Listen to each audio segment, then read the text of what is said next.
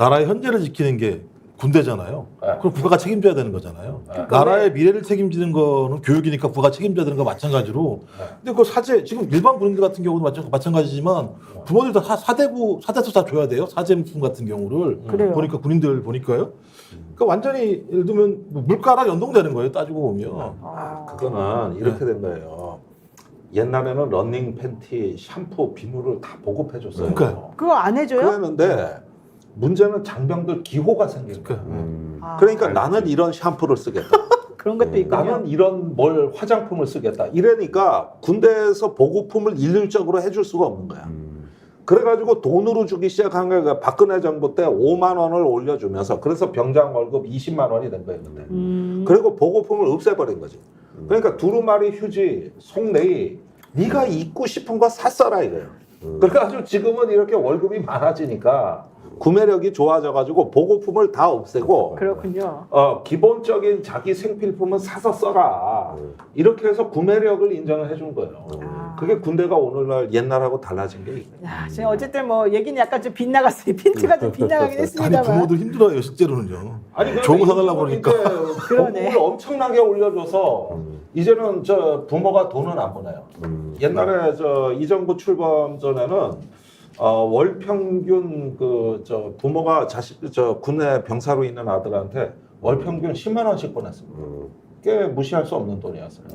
근데 이제 그 문제는 해결이 다 된 거예요. 그래요. 자, 어쨌든 이제 지금 그 얘기를 하려는 건 사실은 아니었고 하고 싶었던 말은 이거였습니다.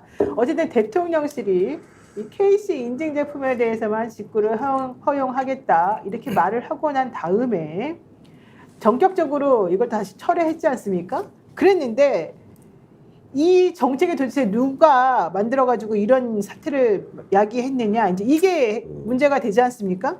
그랬더니 이번에 정책 국무조정실 중심으로 이 정책에 대한 얘기가 있었었고 대통령은 몰랐다.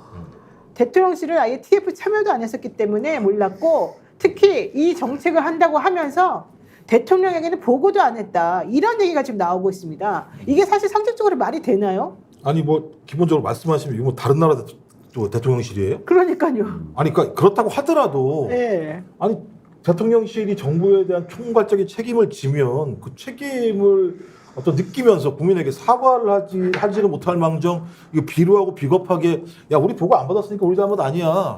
그럼 누구 잘못인 거예요? 그러니까요. 자기가 임명한 사람도 잘못한 거 아니에요? 그럼 임명자가 거기에 대한 총괄적인 책임을 져야 되는데 그러니까 제가 볼 때 총체적으로 지금 대통령실과 정부가 작동하지 않고 있다는 걸 스스로 자인하는 거예요. 손발이 안 맞거나 아니면 대통령실이 거짓말을 하거나 아니면 관료들이 지들 마음대로 하거나 이게 정부입니까? 그러니까 이게 보고를 안 했다 그래도 더 문제고 보고를 했다 그래도 문제고 진짜 좀 전 오히려 더 문제를 키우고 있는 것 같은데 변 대표 이게 대통령에게 보고 없이 이런 정책을 마음대로 발표했다가 다시 또 안 한다 그랬다가 이게 가능한 얘기입니까? 근데 이게 국무회의가 왜 있습니까? 네. 국무회의가 이제 그런 데서 솔직히 뭐 한꺼번에 뭐 수십 개 올라가서 대통령이 인지는 못하는 수가 있는데 올라가야 될 거 아니에요, 올라가서. 보고는 해야 네, 되죠. 올라가서 그걸 뭐 실제 보든 안 보든 근데 네. 올리지도 않고 아니 국무조정실이 그런 거 하는 거거든요. 그러니까 올라갔겠죠. 올라갔겠죠. 안 올라갈 수는 없어요. 그럼 거짓말이에요. 네, 올라가겠는데 뭐 안 봤나 보죠. 뭐 그럴 수 있지만 모니터링이 안 되죠. 안 올라갈 수는 없죠. 그건. 아니 근데 보고를 안 했대잖아요. 보고가 없었다. 그러니까 아예 올리지 않고 그러니까 안 그건 되는데 말이 안 되는데. 국무조정실이라는 게 그런 거 각 부처마다 조정하고 국무회의 올려가지고 이제 뭐 때리지 않습니까? 정책이라는 것들은 그거 안 때리고 대통령 안 때리고 어떻게 해? 나는 대통령실이 저런 답변 내놓는 근데 것도 아직 안 때렸으니까 아직까지 몰랐다 그 얘기인가요? 아니 그게 아니라 예. 이거는 대통령은 행정의 수반입니다. 헌법상으로. 마치 대통령과 정부는 다르다는 듯이? 지금 그 이야기를 하는 거 이거 큰일 날 얘기예요. 아니 정말 대통령이 모르고 할 수도 있고 여러 가지 어떤 놓칠 수도 있는 거지만 중요한 정책 결정에 대통령실이 아예 우리는 관여한 바 없고 그래서 한덕수 총리를 주례 회동해가지고 두들겨 패버렸다. 질책했다는 거 아니에요? 이런 식이랑 우리나라가 이원 집정부제도 아니고 이런 식의 꼬리 자르기는 정말 힘든 게 나는 우선 저 해명도 말이 안 된다고 보는 게 뭐냐면 자 오늘 열린 행사 하나 소개해 드릴게요. 네. 재밌는 행사를 하나 찾아냈는데 오늘 이런 얘기가 있었어요.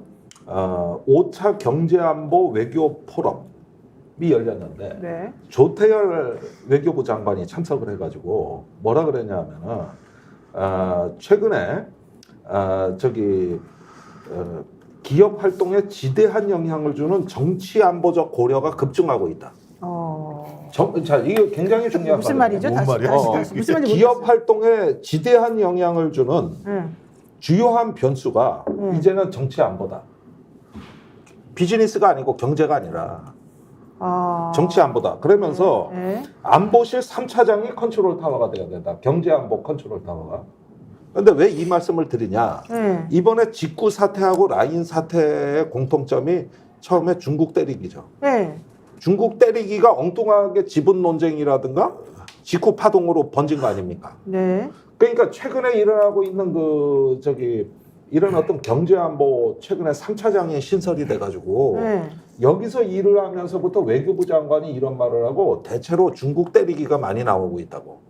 그러다 보니까 이런 어떤 경제적인 안보, 기술 보안, 기술 탈취 예방, 그다음에 사이버 안보 네. 이쪽 뉴스가 요즘 굉장히 많아요. 얼마 전에 대법원 해킹당했다는 뉴스 들어보셨나요? 아니, 전 알죠, 당연히. 예. 네.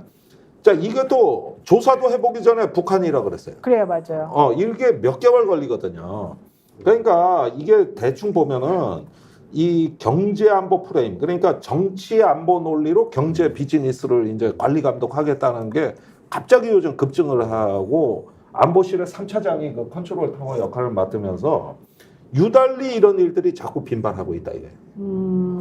그러니까 미국, 일본은 이미 오래전부터 중국한테 디커플링, 디리스킹을 준비해 왔던 나라인데 네. 한국은 이런 준비가 굉장히 미흡하기 때문에 뭐든 건드리면 터진다고.